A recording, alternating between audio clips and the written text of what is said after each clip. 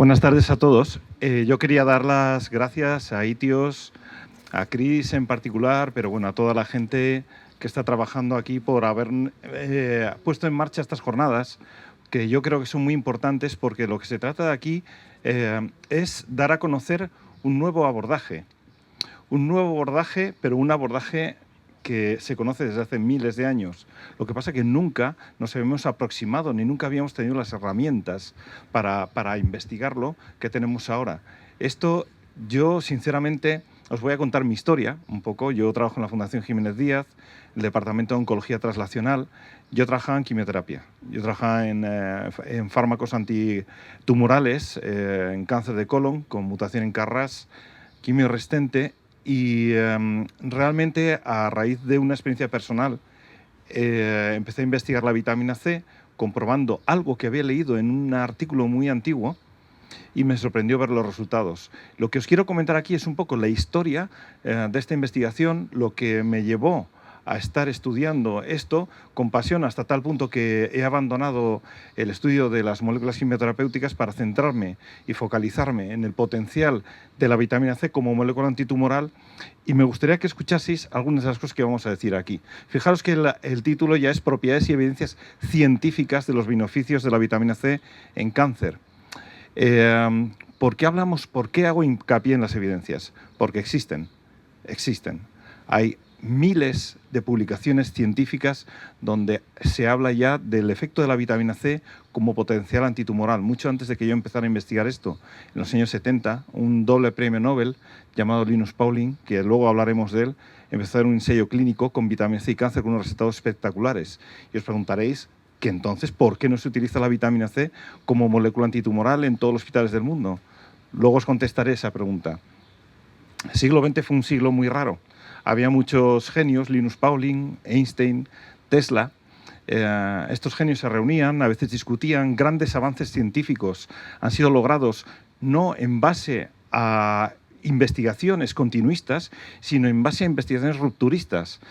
Gracias a Dios, los planes de estudio que están siendo implementados ahora pues, en nuestro país van a acabar con esta plaga de genios que realmente han molestado tanto a algunos estamentos.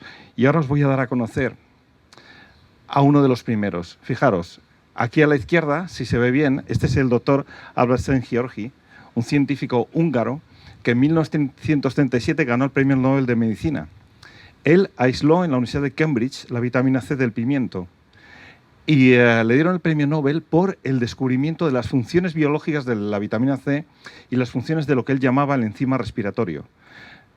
Pero es que además este mismo año a dos científicos, dos químicos, Walter Norman Hartsworth y Paul Carrer, les dieron también el premio Nobel de Química por la determinación de la estructura química de la vitamina C, que la veis ahí.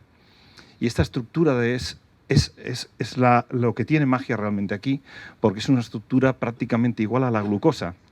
Y como veremos después, la glucosa es, digamos, la gasolina del cáncer, y yo lo que digo aquí es que la vitamina C es el modulador metabólico de la glucosa. En 1937 la vitamina C hace su aparición estelar en los Nobel, y yo pretendo, investigo para que se vuelva a poner en su sitio el estudio de este tipo de moléculas. Fijaros, ¿por qué es la vitamina C tan importante? La vitamina C se encuentra en todas las plantas, en los animales, en todos los seres vivos. Todos los seres vivos necesitan vitamina C para sobrevivir. Es que vitamina viene de vida y es que es vital, porque la vida no es posible sin vitamina C. Es más, cuando los seres humanos, los primates, los caballos que no producen vitamina C, la requieren, tienen que tomar la alimentación y si no fallecen. O sea, hasta tal punto es importante la vitamina C. Fijaros que las aves y la mayoría de mamíferos la sintetizan, nosotros no. ¿Y esto por qué? Pues esto viene porque hace 63 millones de años, en algún estadio de la evolución, probablemente no éramos más que lemures, pues allí se produjo una mutación en el hígado de estos bichos y no producen una enzima que se llama L-gluconolactona oxidasa. Esta enzima es el enzima que cataliza el último paso de conversión de glucosa en vitamina C, porque la vitamina C, señores, procede de la glucosa, y esto es lo interesante, procede de la glucosa. Fijaros que la mutación genética ocurrió, como dije, hace 63 millones de años, pero no hay una explicación clara. No sabemos por qué algunos animales dejaron de producir vitamina C y siendo tan imprescindible, ¿no? Esto se descubrió en los grandes viajes intercontinentales en el siglo XVIII. Se vio que la vitamina C era muy imprescindible, que los marineros morían de escorbuto y que simplemente comiendo cítricos eran capaces de revertir la enfermedad. Esto tomó décadas, este descubrimiento, y mucha gente murió por el camino. No sé qué ha pasado aquí en la... A ver. Ah, sí, ahora. ¿Por qué es necesaria la vitamina C? Fijaros, algunas de las funciones, sobre todo para la generación de colágeno. Sobre todo no, en primer lugar. El colágeno es la estructura que forma parte del endotelio de arterias, de venas, de capilares. O sea, es fundamental. Precisamente el escorbuto es la degradación de la matriz de colágeno, pero esa matriz de colágeno está presente por todo nuestro organismo. Bien, la vitamina C es imprescindible para la generación y regeneración de esta molécula, de esta estructura de colágeno. Fijaros también que refuerza, como dijo Laura, nuestro sistema inmune. Pero fijaros hasta qué punto es importante. Todo nuestro sistema inmune, linfocitos B, linfocitos C, macrófagos, neutrófilos, monocitos, acumulan vitamina C. O sea, la vitamina C que está en el plasma, ellos lo acumulan para hacer frente a los patógenos, de 20 a 80 veces. Fijaros si es importante. Por eso se ha visto que en pacientes de COVID, pacientes críticos, los niveles de vitamina C eran indetectables. Y esto ha sido publicado en revistas científicas. Es cierto que no sale mucho en la tele, porque en la tele pues sale lo que interesa a algunos sectores. Sin embargo, así es de importante, como la vitamina D3. Niveles bajos de vitamina C y vitamina D3 han estado asociados a pacientes críticos de COVID. Se han estado haciendo ensayos clínicos con el COVID con la vitamina C y se sabe que la vitamina C es capaz incluso de evitar la replicación de este virus. Voy a hablar de este supuesto virus porque todavía no está claro a nivel científico su aislamiento, pero parece ser que la vitamina C es capaz de evitar no solamente la replicación de este virus, sino de muchos otros virus que están causando gripes, pulmonías, tuberculosis, uniéndose al centro catalítico de una enzima llamado transcriptasa. Fijaros también, un estudio que se hizo en la Escuela de Medicina de Johns Hopkins reveló que la vitamina C reduce la presión arterial sistólica de 4,9 miligramos de mercurio y 1,7 en personas hipertensas. ¿Esto por qué es? Por dos motivos. Uno, se está regenerando el endotelio de nuestras arterias y venas, y dos, porque ayuda a la generación de óxido nítrico, que es imprescindible para que esas arterias y venas tengan flexibilidad. Por eso, cuando hablo de que la vitamina C no es importante solo para generar, sino para regenerar las estructuras de colágeno dañadas, incluso por la edad, estrés oxidativo, así es de importante. Fijaros que también hay evidencias de que la vitamina C podría ser útil para corregir arritmias y determinados trastornos cardiovasculares en pacientes operados. O sea, se sabe que ayuda muchísimo a mejorar la cicatrización en estos pacientes y además a mejorar la función cardíaca. ¿Por qué? Porque la vitamina C es cofactor, es un elemento indispensable para más de 300 reacciones bioquímicas en el cuerpo. Esto que se sepa. Pero ahora nos vamos a centrar un poco en el metabolismo y el cáncer, porque la vitamina C trata de metabolismo. ¿Qué es el metabolismo? ¿Qué llamamos metabolismo? El metabolismo, porque al final todo se reduce, nosotros somos un compendio de 1 trillón de células y todas estas células tienen funciones químicas y bioquímicas que ayudan a generar energía para dividirse y componentes básicos, ladrillos para generar nuevas células, nuevas estructuras celulares. Entonces, el metabolismo es todo este tipo de reacciones, todo este conjunto de reacciones que van a la regeneración celular. Pero nosotros nos vamos a centrar en el metabolismo celular, ¿dónde se realiza? ¿Dónde se produce la energía? ¿Cuál es el motor de la célula? Fijaros ahí que lo he puesto, es esa estructura que se llama mitocondria. Esa estructura es el motor de la célula. No solamente es la que genera el combustible, sino que además la mitocondria siente el entorno de la célula y manda señales al núcleo, y cuando el entorno es correcto, las señales son correctas, pero cuando el entorno es incorrecto, las señales son tan aberrantes que pueden conducir al cáncer. Vamos a hablar un poco del metabolismo aberrante del cáncer. ¿Y por qué vamos a hablar de esto? Este metabolismo disfuncional está presente en el 87% de los tumores. O sea, prácticamente todos los cánceres tienen un metabolismo disfuncional, un metabolismo aberrante, un metabolismo que es necesario corregir. En el año 2004, Robert Weinberg, el doctor Robert Weinberg, dijo que ha sido nominado al premio Nobel varias veces, dijo que el cáncer es una enfermedad eminentemente genética. Yo no estoy tan de acuerdo con él, aunque ¿quién voy a ser yo para contradecirle? Pero las alteraciones genéticas al final conducen a un metabolismo aberrante. Hay otros científicos que dicen que es al revés. El metabolismo aberrante conduce a la mutación genética, el huevo o la gallina, pero lo importante es que la alteración genética o epigenética conduce a este cambio metabólico. Y no sé si veis bien la pantalla, aquí tenemos, os lo voy a enseñar, un tejido diferenciado, un tejido normal, un tejido sano, en presencia de oxígeno. Normalmente consume glucosa. La glucosa es indispensable. La glucosa es transformada dentro de la célula en piruvato y este piruvato luego es transformado en acetilcoenzima y entra en la mitocondria. Ciclo de Krebs, respiración, generación de energía. Cuando estamos haciendo deporte intenso, hay menos oxígeno y entonces la glucosa se transforma en piruvato y el piruvato en lactato, pero ya fuera de la mitocondria. Y el lactato se expulsa fuera de las células y genera cristales. Y nos da las agujetas famosas que son producidas por los cristales de lactato extracelulares. Pero ¿qué ocurre en el cáncer? En el cáncer lo que ocurre es que hay un desajuste genético, epigenético, metabólico. Y entonces, incluso en presencia o en ausencia de oxígeno, el 85% de la energía es obtenida a partir de la glucosa oxidada a lactato. Solamente el 5% es respiración mitocondrial. Esa es quizás la mayor clave del cáncer. Y ahora os voy a explicar por qué. Fijaros en el tejido normal, o sea, en una célula sana, la glucosa es transformada en piruvato, pero luego ese piruvato se oxida en la mitocondria. Cuando no hay oxígeno, el metabolismo se realiza fuera de la célula y ese lactato es expulsado y produciendo acidez. En una persona sana, cuando hay oxígeno, nuevamente el lactato es destruido, pero en el caso de los tumores no ocurre lo mismo. Fijaros que este metabolismo es la base del PEC-TAC. Aquí muchas personas, muchos pacientes, mucha gente con cáncer conoce esta técnica. El PEC-TAC es una técnica en la cual se le inyecta al paciente glucosa marcada radiactivamente y entonces esta glucosa se acumula en los tejidos tumorales, ya sea un tejido tumoral de mama, ya sea un tejido tumoral pancreático, hepático, gastrointestinal, cerebral, da lo mismo, acumulan glucosa. ¿Por qué?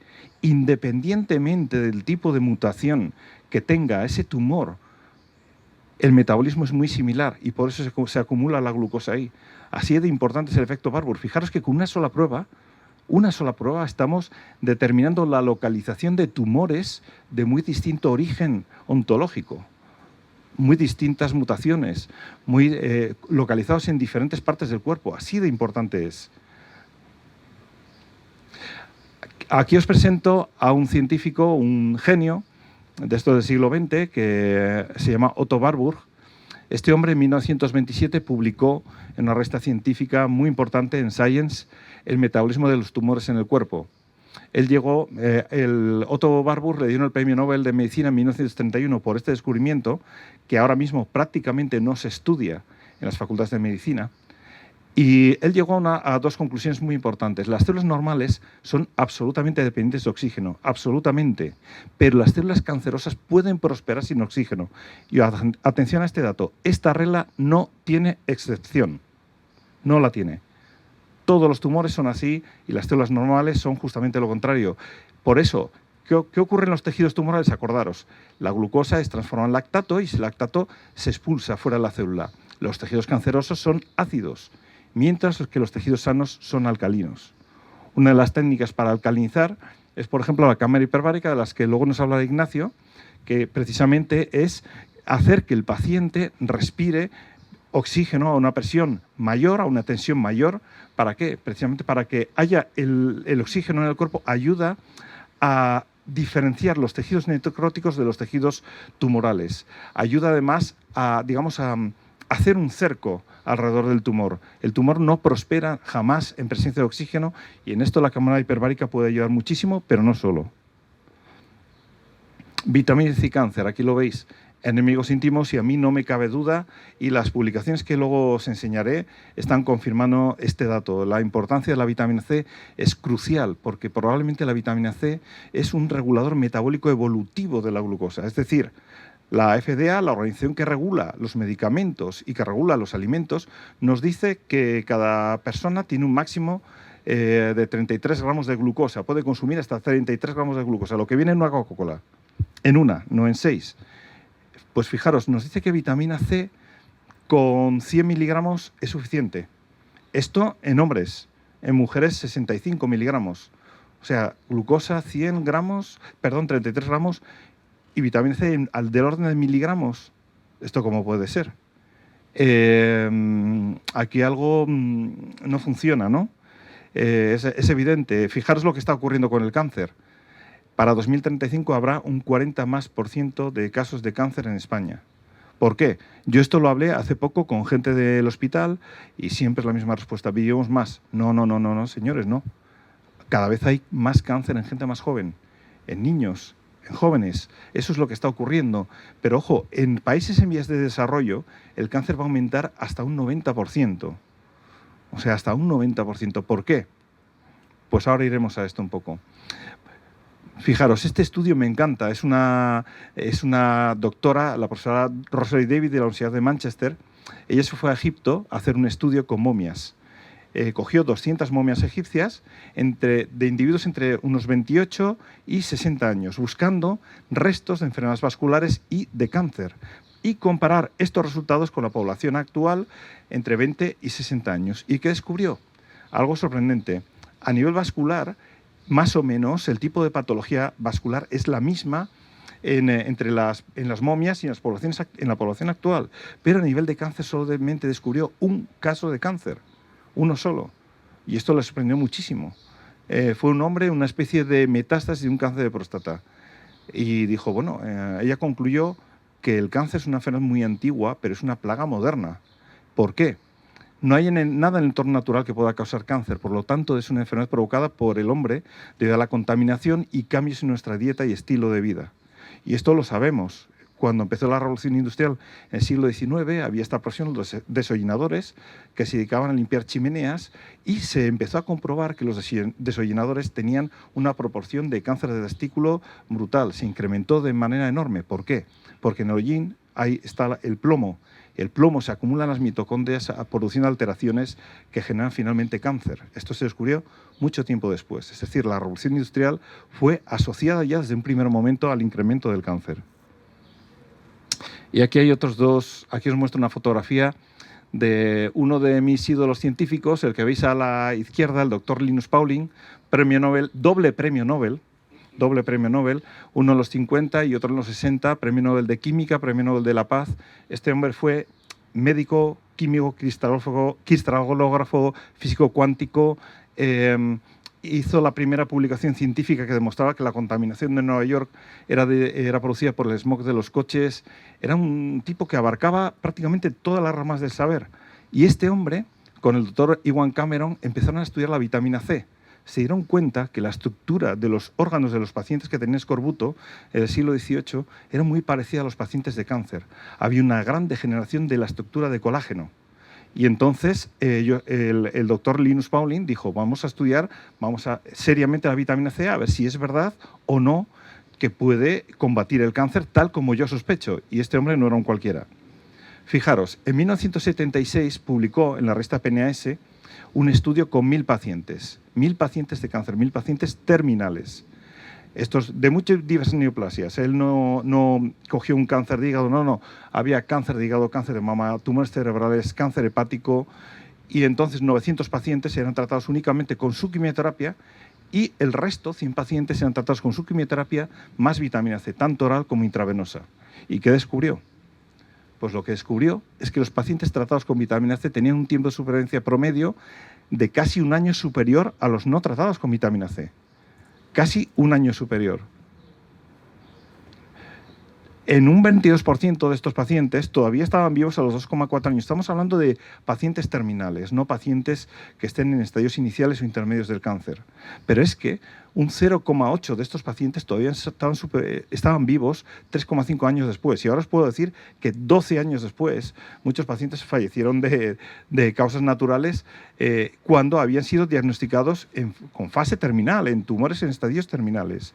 O sea, esto fue una publicación de tal relevancia que nos hace preguntarnos, si estamos hablando de 1976, que por qué la vitamina C no está utilizando ahora mismo en todos los hospitales del mundo. Yo también me hacía esta pregunta y no lo sabía, pero os voy a explicar por qué. La Clínica Mayo en Estados Unidos trató de replicar los estudios de Pauling y Cameron y publicaron sus resultados en la revista New England Journal of Medicine. Y dijeron que no habían sido capaces de replicarlo, que la vitamina C no funcionaba tal como había hecho Pauling y Cameron. Pero ¿qué ocurre?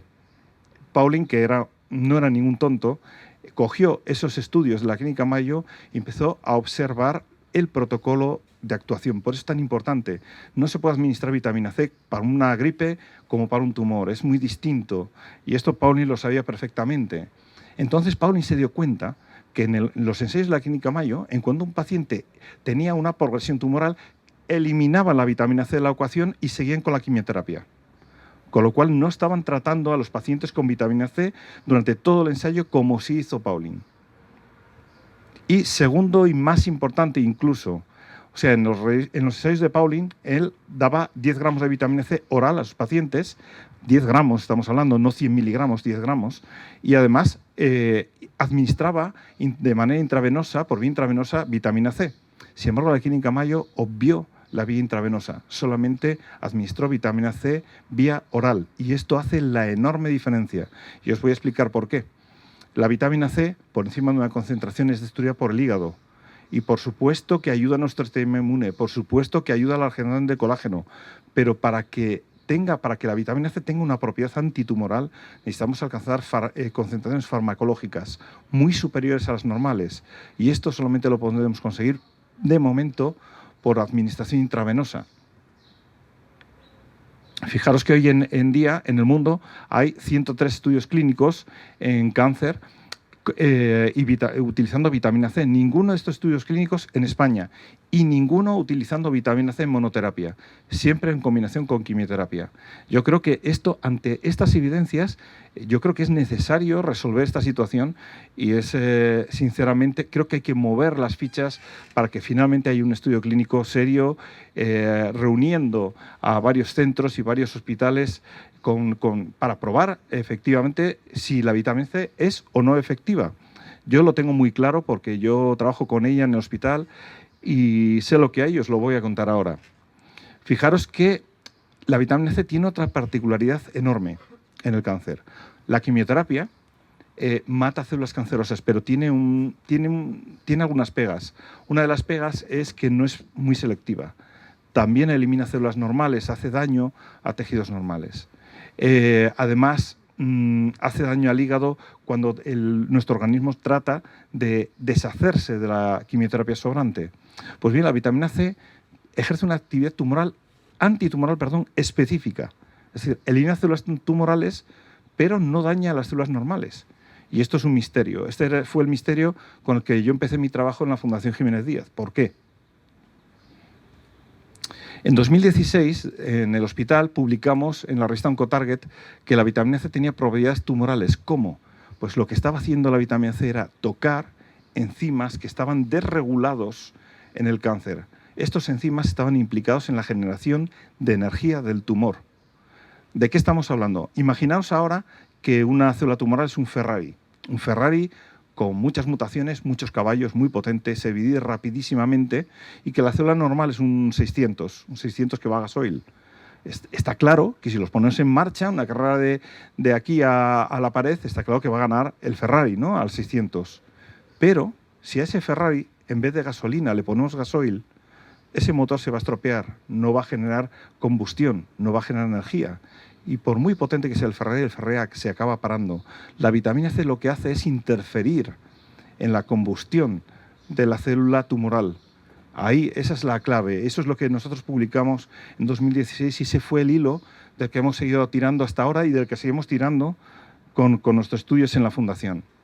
En 2019, la revista Science in Cancer Biology, una revista muy prestigiosa, nos propuso hacer un artículo científico sobre moléculas que podían ser efectivas en el tratamiento del cáncer quimio-resistente colorectal. Y entre esas moléculas yo incluí la vitamina C. Incluí la vitamina C, incluí los estudios que estábamos haciendo y mis sospechas de que la vitamina C estaba actuando, digamos, modulando varias dianas distintas, pero todas esas dianas tenían un punto en común. Todas estaban relacionadas con la producción de energía en la célula tumoral.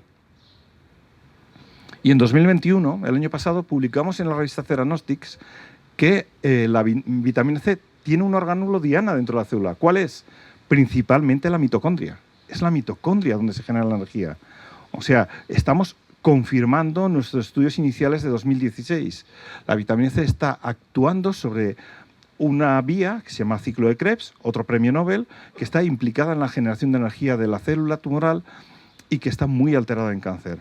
O sea, hasta este punto es importante la vitamina C. Hoy en día estamos realizando otro estudio en cáncer pancreático, donde estamos teniendo unos resultados de verdad impresionantes que, o sea, la maravilla es descubrir la elegancia de este mecanismo. O sea, pero ese mecanismo estaba presente. Te hace un poco pensar en el universo inteligente o en Dios o lo que sea. Es un mecanismo realmente, ¿cómo deciros?, adaptado. La vitamina C está ahí para frenar las consecuencias de la desregulación de la glucosa.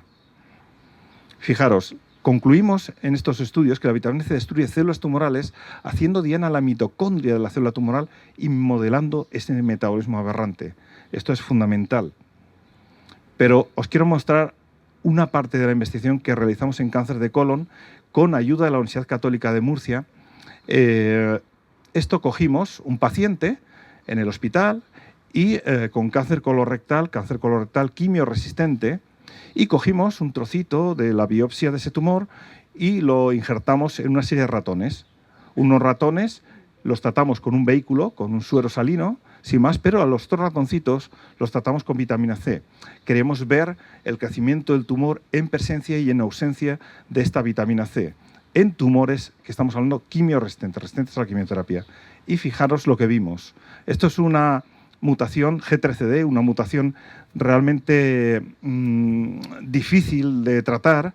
Y aquí veis en la fotografía el ratoncito control y el tumor del tratado con vitamina C. Fijaros cómo cambia hasta el fenotipo del tumor y fijaros cómo crece exponencialmente el tumor, pero con la vitamina C el tumor se ralentiza el crecimiento. No solamente se ralentiza, el problema es que si continuamos este ensayo, probablemente esa curva de crecimiento entraría en fase de plato y el tumor acabaría encapsulándose, pero por motivos bioéticos no podemos continuar el ensayo más de una serie de días. Pero con algunas personas hemos visto cosas ya muy interesantes. Algún día espero poder contaros un poco más de esto, pero fijaros, otro tipo de mutación y de nuevo fijaros en los tumores de los ratones tratados con vitamina C. O sea, es impresionante la diferencia de crecimiento. Estamos hablando siempre de tumores que son resistentes a la quimioterapia y a la terapia biológica. O sea, esto me parece algo asombroso y me parece sobre todo esperanzador, ¿no? Decir, hay nuevos enfoques contra el cáncer, pero como decía Einstein, no podemos tener los mismos resultados o resultados diferentes si hacemos siempre lo mismo. Hay que variar, hay que encontrar otras vías, hay que buscar. En nuestros modelos experimentales, como os digo, los ratones xenotransplantados experimentaron un retraso en el crecimiento cercano al 50% del volumen tumoral, cercano al 50% en 15 días de tratamiento. Y ambos tumores son refractarios a todo tipo de terapia biológica anti-EGFR y, por desgracia, en la clínica no hay ningún otro tipo de terapia para este tipo de tumores. Hay moléculas antiangiogénicas, muchas veces ni siquiera tenemos la posibilidad de radioterapia para estos pacientes. Y yo creo que este tipo de moléculas que están haciendo diana, ya no una mutación concreta de una molécula, sino en el metabolismo celular, pueden suponer una esperanza tremenda y su uso, digamos, coordinado, su investigación nos puede llevar no solamente a discriminar qué tipo de paciente puede ser más sensible a este tipo de terapias, sino además con qué lo combinamos. Hay otras moléculas naturales que tienen probadas capacidades antitumorales, pero falta investigación, falta mecanismo, falta saber cómo. Si sabemos cómo, tendremos la respuesta a una cantidad de problemas enorme que hasta ahora no tienen solución. Y como os digo, poco a poco, muy despacio, pues la verdad sobre esto se está abriendo paso. Y mirad, esta es la página web de la Fundación Jiménez Díaz y me ha puesto muy guapo, pero esto ya sabéis que retocan. Si me retocan a mí, no van a retocar a estas de la tele. Está claro que retocan a todos. Fijaros, muestra los beneficios de la vitamina C en el tratamiento de tumores resistentes a la quimioterapia. Esto está en la página web de la Fundación Jiménez Díaz. Todos podéis abrirla y verla. Luego en algunos periódicos pues nos han sacado, se logran avances sobre la eficacia de la vitamina C para tratar cánceres persistentes. Aquí otra, esto fue también en el 20 minutos, la UCAM, la Universidad Católica de Murcia y la Fundación Jiménez Díaz logran avances en la eficacia de la vitamina C para tratar cánceres persistentes. Curiosamente, ninguna cadena de televisión se hizo eco de esto, lo cual llama bastante la atención, ¿no? Pero bueno, nuestro objetivo es seguir investigando, seguir luchando, con la colaboración de muchas instituciones y con la colaboración de ITIOS, que por eso estamos aquí. Y por eso quería dar las gracias pues, a la Fundación Jiménez Díaz, porque me ha permitido seguir en esta vía de investigación, cuando al principio me dijeron, Óscar, estás tirando tu carrera como científica a la basura. Esto me lo dijeron en el año 2014 y bueno, pues ahora parece ser que poco a poco va habiendo más creyentes, tanto en el hospital como fuera de él. Quería dar las gracias a la Universidad Católica de Murcia también, a ITIOS, pero sobre todo a toda la gente que se está informando. Muchos oncólogos en el hospital dicen, no, es que la gente ahora viene ya informada por internet y claro, saben más que el propio oncólogo. Pero bueno, que para eso estás tú, ¿no? Para hacer ver al paciente, para que el paciente discrimine qué es verdad o qué es mentira, si tú tienes una convicción. A mí no me molesta para nada que una persona venga y me diga, oye, tengo este tipo de tumor y me han puesto este tipo de tratamiento. ¿Tú qué opinas? ¿No? He leído esto en internet. Tú estás ahí para eso. Ese es tu trabajo, si esa es tu vocación. Y con todo esto, pues quería dar las gracias con esta frase de Linus Pauling que dice que la ciencia es la búsqueda de la verdad, que es el esfuerzo por entender el mundo, implica el rechazo de prejuicios, de dogmas, de la revelación, pero no el rechazo de la moral, que yo creo que es lo que está faltando últimamente en prácticamente todas las instituciones sanitarias a nivel mundial y hasta local. Pues gracias a todos y si tenéis alguna pregunta...